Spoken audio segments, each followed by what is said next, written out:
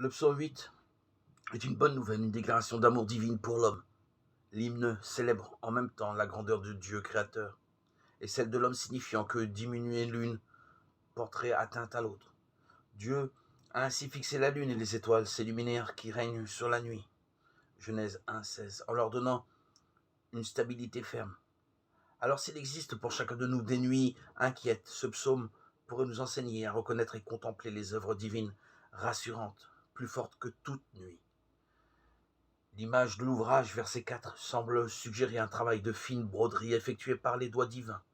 Et le psalmiste y lit par grâce le nom de Dieu tissé tout autour de lui. Alors effectivement, qu'est-ce que l'homme pour que tu penses à lui, verset 5, et lui transmettre gracieusement toute ta création, les astres à ses pieds, plus grands que les animaux, et un peu moindre qu'un dieu, verset 6. Et néanmoins, l'homme cherche sans cesse sa place dans le cosmos. Il est un homme, un Énoch selon l'hébreu, c'est-à-dire un humain mortel. Le premier Énoch biblique était un petit-fils d'Adam. L'homme est vulnérable mais capable de prier Dieu.